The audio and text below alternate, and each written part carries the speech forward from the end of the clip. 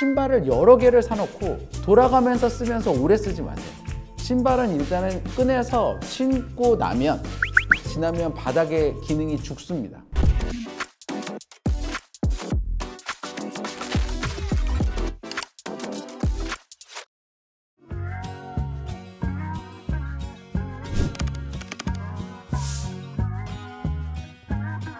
바깥에서 뛰게 됐을 때 발에 어떤 긍정적인 영향이 있느냐, 일단 첫 번째는 바깥의 도로 사정은 실내에서 있는 러닝머신하고는 좀 다르거든요. 울퉁불퉁한 곳도 있고 주변에 있는 사람들이 또 지나다닐 때마다 나를 또 방해하는 요소들이 아무래도 조금 더 있기 때문에 내 발에 안 쓰던 기능들을 다시 살리게 돼서 발의 균형 감각을 기르고 발의 근육이 늘어나는 효과가 있게 되어 있습니다. 그 다음에 이제 두 번째로는 아무래도 뛰는 양이 좀 많아지다 보니까 살이 좀 빠지는 거죠. 발 입장에서는 일상생활 속에서 일단 가해지는 압력이 줄고요. 그 다음에 러닝을 하게 되면 무릎과 고관절이 많이 풀립니다. 발이 체중을 받칠 때 무릎과 고관절이 체중 흡수를 좀 해주면 그쪽에서 발에 가해지는 힘이 확 줄거든요. 러닝 자체가 발에 큰 도움을 준다라는 개념보다는 러닝을 통해서 무릎과 고관절이 좋아지면서 발에 가해지는 힘이 줄어드는 효과도 있는 거죠.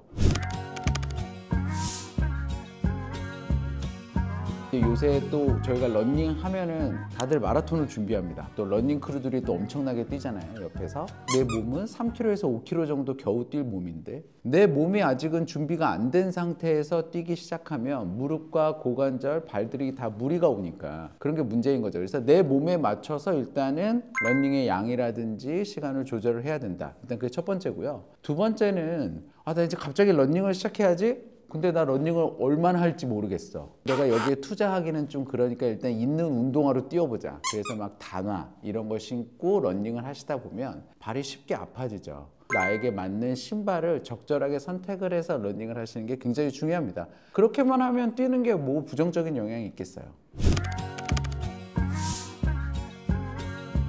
첫 번째로는 제일 중요한 거는 신발이겠죠. 발의 피로도를 줄인다는 얘기는 결국에는 오래 그리고 안전하게 내 발에 문제 없이 뛸 수 있는 상황을 만드는 건데 내 발의 모양에 맞는 신발을 신는 게 중요하고요. 제가 또 하나 꼭 말씀드릴 게 뭐냐면 신발을 여러 개를 사놓고 돌아가면서 쓰면서 오래 쓰지 마세요.